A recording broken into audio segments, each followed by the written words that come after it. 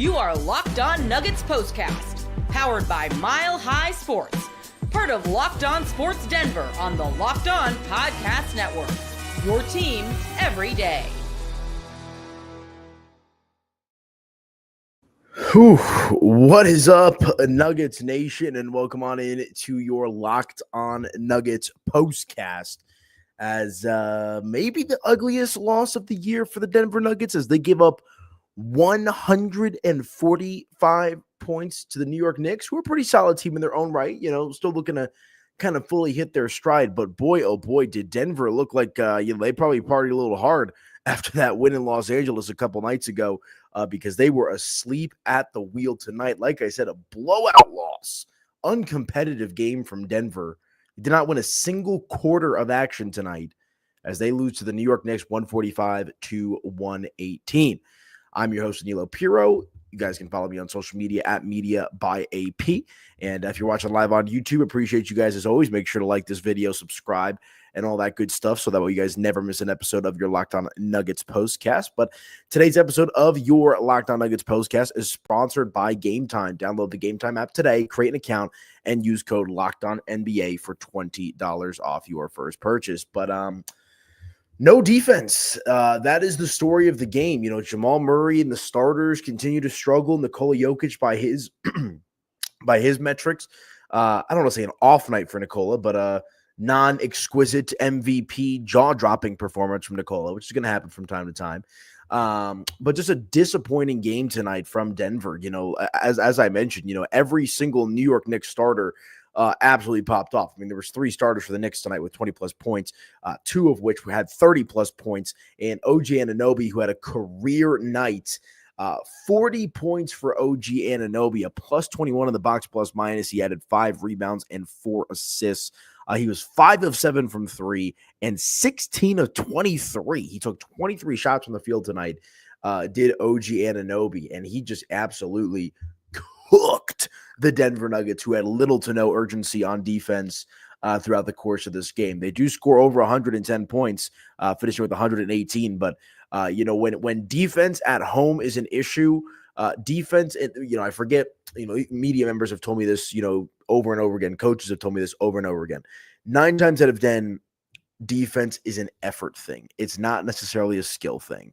And obviously skill plays a role into it. But when you give up 145 points in a basketball game, something was breaking down. And I think it was a combination of being a little lethargic after that win, coming back after the back-to-back against the Lakers, and then, whatever it might be, just kind of being an up and down season as the Denver Nuggets, we're in a bit of an adjustment period with them.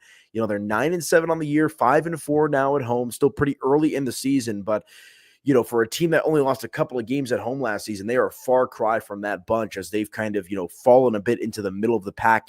That's even being nice of the NBA's Western Conference. But like I said, OG Anunoby leading the way tonight for the New York Knicks with those 40 points, a career night for him.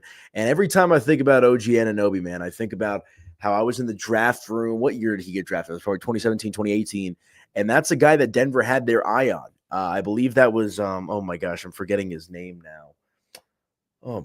Tyler Lydon, was it? Was that the Tyler Lydon draft? I believe it was.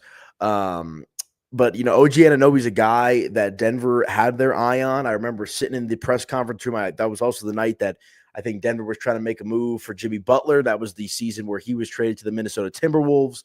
And just weird memories whenever I think about OG Anunoby. But he's slid in very nicely when healthy with the New York Knicks. And, Masai Ujiri, who was the GM at the time, or still is the GM, rather, of the Toronto Raptors, swoops in right before the Nuggets and drafts OG Anunoby. And now tonight, he crushes the Nuggets with a 40-point performance. But every single one of the New York Knicks starters was a positive, 10-plus positive in the box plus minus tonight. Mikal Bridges, 14 points, a plus 18, 6 assists, a couple of rebounds.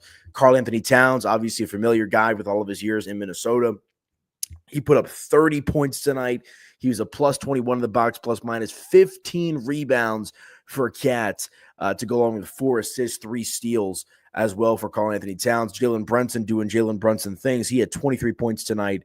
He was 4 or 5 from 3, a plus 19 in the box plus minus, and 17 assists for number 11, Jalen Brunson tonight, and Josh Hart rounding that out with the starters for the Knicks with 12 points. And, at the end of the day, the Nuggets starters were nowhere, and it was virtually the complete opposite. They had the Knicks had a couple of players that were plus 21 and OG Anunoby and Karl Anthony Towns. The Nuggets had a couple of players that were close to minus 20 plus. I mean, they did have one who was a minus 20, Nikola Jokic, which is just unheard of from him. But Michael Porter Jr. struggles, minus 13 tonight. Yes, he scored 18 points, but the defense, like I said, was just pretty lackluster throughout the course of the game for Denver. Jamal Murray, we'll spend a majority of the second segment talking about Jamal and kind of what's up with him. I was not able to do the show after the game on Saturday. I did the Buff show, then I had some stuff that I was tending to at night. Christian Brown, minus 13 tonight. Bench, virtually non-existent with the exception of Russell Westbrook. And Westbrook puts up 27 points tonight off the bench for Denver, but he was still a minus 16. And that's just kind of how bad of a defensive night it was for Denver. I mean, at one point in the first half, New York was shooting close to 65, 70% from the field. And let's see what they finished at here for the game. Let's see here. Almost just a hair under 61% for the field for the New York Knicks tonight. 61% from the field, just about 60.9, 56 of 92 were the Knicks from the field. The Nuggets, 41 for 92, 44% from the field. And New York also shot over 50% from three, guys. I mean, they were 19 for 36 from beyond the arc compared to Denver's 33%. They were 11 for 33. So offense wasn't necessarily the issue for Denver tonight. Like I said, they managed to score 118 points, but they couldn't stop me if I was playing out there. I mean, that's just the story of the Denver Nuggets defense tonight. New York grabbed 35 defensive rebounds to Denver's 23. They out-rebounded Denver in general by 10. 43 rebounds for the Knicks compared to just 33 for Denver. The assist discrepancy, 45 for New York to 23 for Denver. It was just an awful, awful game across the board. As we're still kind of searching for some answers with what this Denver Nuggets team is going to be this season. And like I said, the Knicks are a solid team. They're not the Boston Celtics, so it's a good win for New York. But again, the Swiss cheese dynamic of Denver, where one game they look really good, other games there's all these holes, like there isn't a slice of Swiss cheese, that just get absolutely exposed for the Denver Nuggets. I mean, Denver, led barely at one point in this game by a couple of points. New York at one point was up by 30. I mean, and they finish obviously with a huge point discrepancy, 145 to 118. So, I got my TV on, Alex English in the house with Vic Lombardi and Chris Dempsey right now. I know they're probably reminiscent about some of the glory days because there was not much good to take away from the game here tonight between the Denver Nuggets and the New York Knicks. But I'm sure Michael Malone ripped them a new one in the locker room. He'll probably come up here on the stage here in just a moment, so I'm not going to be able to hear what he says, but I'm assuming, having been in many of Michael Malone's post-game press conferences after bad losses, that he will be preaching defense first. And that is exactly the story of the game tonight for the Denver Nuggets, as they allow 145 points to the New York Knicks. 145 points. After a really good victory the other night against the Lakers. I mean, they've started to kind of flip-flop here, right? They lose back-to-back games, lose to the Pelicans 101-94. Lose to the Grizzlies 105-90. So there's a blowout loss against the Grizzlies. And they bounce back and they take down the Grizzlies 122 to 110. And they come home, lose by 3 to the Luka-less Mavericks 123 to 120. And they blow out the Lakers, a team that they just own, 127 to 102. Michael Malone becomes the winningest head coach in franchise history. And how do they follow it up against Michael Malone's hometown team, the New York Knicks? Their worst loss of the season, 145 to 118. And Denver's let up some points this year. Like, don't get me wrong. But nothing like that. I mean, the defense has been suspect, but this was virtually non-existent tonight for the Denver Nuggets, who are now 9-7 on the season. So we'll see what they can do here coming up in their next game. But just a terrible, terrible, terrible game across the board from the Denver Nuggets. Starters, bench, everybody included. Got to kind of wipe the slate clean here and move forward. As you had a chance to take on the Jazz here on Wednesday night, where you should be able to get right. So let me hit my first break, guys. When we come back, we will continue along with the conversation. If you're watching live, go ahead and drop some comments. Appreciate you guys, as always, tuning into the show. But this is your Locked On Nuggets postcast. We'll hit a quick break, come back, and do just that right here on the program. Stick with me, folks.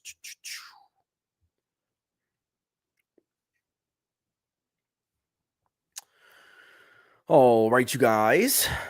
I know you've heard about Skims. It's Kim Kardashian's shapewear company, but I did not know that they have a men's line now. And I know all the girls go crazy about the Skims. They say it's incredible shapewear, incredible, all that good stuff. And Skims has recently, like I said, kind of delved into the men's line where I've seen some of the campaigns with SGA and some other players as well. And so be sure to check out our friends over at Skims. When I found out Skims was making underwear for men, I have to admit I was pretty excited. The girls in my life, all that good stuff. I've been buying Skims for a while now, as I mentioned, and they're always raving about how comfortable their underwear is. So I knew they were going to come through with their men's stuff. Even though I wear underwear every day, I have not switched up to the type of underwear I bought since college. True, maybe not true. For those who haven't been heard yet, Skims now offers men's underwear, and I'm here to tell you it's all worth the hype. And guys, I know you're probably like, I know, guys love to, it's underwear and socks, right? Like those are the last two things anybody wants to buy. But it is Christmas season. So if you got a brother out there, you got some family members, for any of the ladies, the Nuggets fans listening out there, it sounds like Skims has got some awesome new products. So be sure to check them out, guys. Shop Skims Men's at skims.com/LockedOnNBA. Let them know that we sent you. After you place your order, select podcast in the survey and select our show in the drop-down menu that follows. And if you're looking for the perfect gifts for the whole family, Skims just launched their biggest holiday shop ever, also available at skims.com/NBA. Again, guys, skims.com/LockedOnNBA. Be sure to check them out and let them know that Locked On Nuggets sent you.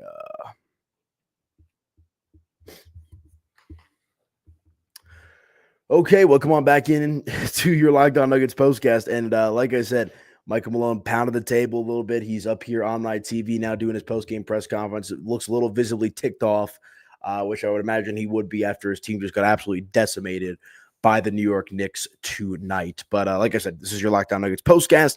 I'm your host, Aniello Piro. You guys can follow me on social media at Media by AP. And if you're watching live on YouTube, do me a favor, smash that like button, hit that subscribe button. Let me know how you guys are feeling after this game tonight. What needs to change for the Denver Nuggets? What is going on with the Denver Nuggets?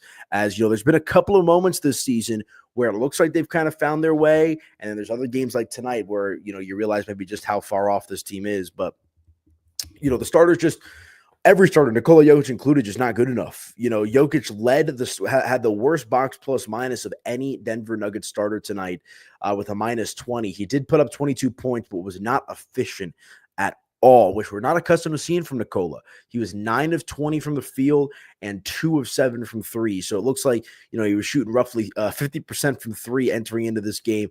Look, that was never going to be sustainable for Nikola Jokic, but I think it kind of also embodies just how tonight was so much of a slog. He only finishes with 7 assists, 7 rebounds. I mean, when was the last time Jokic finished with less than 8 or 9 rebounds in a game? It's rare that you hold them under 10, especially. Only got to the free throw line twice tonight, and I look, I'm not going to sit here and dog on Nikola Jokic. He's the best player in the NBA, and the Nuggets would literally be a lottery team likely without him. But it starts and ends with the big fella. And that's been the problem with, some of the other players, specifically with Aaron Gordon out there, is Jamal Murray, in the midst of a slump. Michael Porter Jr. is a very hot and cold type of player. Peyton Watson, while he's doing some decent stuff in his added minutes as a starter, right? That's where you kind of miss Aaron Gordon to kind of be that rising tide and that steady guy on offense and defense, on both ends of the floor. Christian Brown's been fine, but you can't expect Christian Brown to be able to dig you out of these holes, right? And that's why I say it starts and ends with Nikola Jokic and then his two sidekicks and the two max contract players around him in Jamal Murray and Michael Porter Jr. I mean, looking at the numbers here tonight for Jamal, it just continues to be a struggle. He scored 20 points tonight, but on a laborsome effort, only 1 of 5 from three. 7 of those 20 points came at the free throw line. He was only 6 of 13 from the field, a -13 for Jamal. Michael Porter Jr., 18 points tonight. He was 3 of 7 from three, 7 of 17 from the field, right? 10 rebounds, which you like to see from MPJ. He gets the double-double, but, it starts and ends with Nikola. Like I've said that, a couple times now in a row, because you can't expect Joker to be absolutely dominant MVP form game in and game out, even though 9 times out of 10, that's what he's going to be. Like he's allowed to have an off night and have some of these other guys try to shoulder the load for him. And, with Jamal Murray in particular, I was talking with some buddies at our CU watch party with Mile High Sports on Saturday, and it's crazy how there's like half of the room that's like, he's just in a slump, he'll figure it out, right? And the other half are like, well, he might be washed, and this contract might come back to bite him in the rear end. I think it's still way too early to tell, but the thing with Jamal has always been a matter of consistency. And that's the thing, is it's frustrating when he's playing like he has been for the last couple of weeks since coming back from injury. But then, if you get playoff Jamal, which was not always present last year in the playoffs, but, was certainly there the year they won the championship and has been there in years past. Think to the bubble, among some other instances. That's where Jamal Murray, looks like he's worth absolutely every single penny. But the worry with Denver right now is knowing that you've kind of lost some of these key veterans over the last couple of years is you're no longer a shoo-in to be a top 2 or 3 seed in the Western Conference. I mean, let me pull up the standings here real quick. There's a lot of great teams in the Western Conference, and that's why I say that Denver, has kind of fallen into the middle of the pack sometimes, it appears. I mean, looking at it right now, guys, obviously you've got Golden State, who's maybe a little bit of an anomaly this early into the season. They're 12-4. The Thunder are great. Houston is improved, and they're a young, scrappy team. Even though they beat them, the Lakers, are playing better basketball than we're accustomed to. Memphis has been a nice surprise. The Clippers are going to get going once Kawhi is back in the lineup on a consistent basis. You can never forget about the Suns with Kevin Durant and Devin Booker and Bradley Beal. And that's the thing, Dallas is currently in 9th place at 10-8. I mean, this is a conference that is 9 deep. And if Denver does not figure out a way to flip this switch and get things going, right around Christmas, right? Because once you get to the new year, the intensity is going to get turned up. I mean, you might be talking about a play-in team with the way that Denver's been playing so far this year. I mean, and like I said, they have shown you at times that things seem fine, that Nikola's doing his thing and MPJ, right? Like there's been some moments for sure of positivity. But tonight, I think is a little worrisome in the sense of you just weren't even competitive in this game. The Knicks outscored Denver 36-24 in the first quarter and then followed that up with a 40-29 showing in the second quarter. It was a little bit more competitive in the third. Knicks won that one 37-34, but the damage was already done at that point. And that's how you get to a 145-118 final with Hunter Tyson and some of these bench players playing with 5+ minutes and change left in the fourth quarter. Denver waved the white flag, as they should have. They had no chance to win this game once we got midway through the second half. But it is one game. I get it. People don't want to go crazy. But it's frustrating, I think, for the fan after a big-time victory against the Lakers where you're really happy about the outcome of that game considering how you lost the game before to Dallas, to kind of take one step forward, 2 back. One step forward, 2 back. That's just kind of where we're at right now with this team. But, Russell Westbrook did his thing off the bench tonight, 27 points. I know the box plus minus isn't great at -16, but I think Russ has been great with this team. I really do. And I know that, there's been some growing pains. There's been some ups and downs, but I'm excited to see how Russell Westbrook continues to develop and find his way with this Denver Nuggets team, because I do think of all the signings, not that there was many, but I think that one's paying dividends. I think moving Christian Brown to the starting lineup is also paying dividends. But, nice to see Russ at least, despite the lackluster effort tonight across the board, he puts up 27 points, 9 of 16 from the field, 4 of 7 from 3. So you'll take that for sure from Russell Westbrook off the bench. But, I mean, really outside of that, DeAndre Jordan, no points in 14 minutes, ripping his jersey off in the middle of the game. Zeke Naji, no points in his few minutes of play. Hunter Tyson put up 5 points in 10 minutes. Julian Strother really struggled tonight. He had 23 minutes of playing time, only 4 points for Straw, a -20 in the box plus minus, 0 of 1 from 3, only 1 of 4 from the field. Dario Saric is referred to, or he didn't play tonight, excuse me. I'm looking at Trey Alexander's minutes. He had 11 minutes with 2 points scored. So, like I said, why don't we just kind of chew this one up and spit it out and kind of get on to the next tier with the Utah Jazz. So let me hit my final break. We'll come back, a couple of closing thoughts as we get ready to put a bow on the show right here on your Locked On Nuggets postcast. Back in just a moment, folks.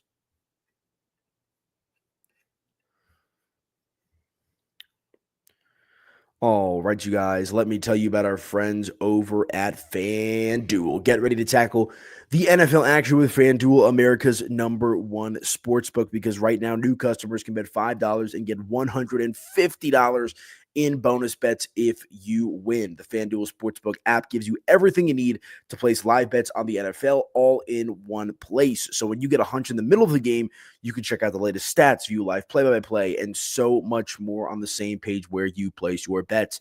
Just visit FanDuel.com to join today, and you'll get started with $150 in bonus bets if you win your first $5 bet. That is FanDuel.com. Never waste a hunch and make every moment more with FanDuel, an official sportsbook partner of the NFL. And guys, I say it every time I do the FanDuel read. I am an active FanDuel user. It is my personal favorite sportsbook. I know it'll be yours too. Be sure to check out our friends over at FanDuel and let them know that Locked On Nuggets sent you. Let me also tell you about our friends over at Game Time, folks, because if you're not getting your tickets through Game Time, whether it's for sporting events, concerts, comedy, theater, all that good stuff, I don't know what to tell you. Game Time is where I get all of my tickets, and I know that's exactly where you should be getting yours as well. Let me tell you about some of my personal favorite features on Game Time, like Game Time Picks, which filters out the fluff to show you only incredible deals on great seats so you don't have to waste time searching through thousands of tickets. Plus, my personal favorite feature is their all-in pricing. When you toggle this feature on the app or on the website, it shows you the total upfront with no surprise fees at checkout. You find like these $40 tickets, right? You put them in your cart, and now it's $65, $70 because of all the fees. When you hit that all-in pricing feature on Game Time, you're going to see that exact total upfront, which I absolutely love. Plus, you can get a panoramic view from your seat in the app before you buy with their seat viewer, and the lowest ticket price guarantee or Game Time will credit you not just 100% of the difference, but 110% of the difference. And your purchase is covered with the most flexible customer service policy in the ticketing industry. Take the guesswork out of buying tickets with Game Time Picks. Download the Game Time app today, create an account, and use code LOCKEDONNBA for $20 off your first purchase. Terms they do apply. Again, create an account and redeem with code LOCKEDONNBA for $20 off. Download Game Time today. What time is it? It's game time.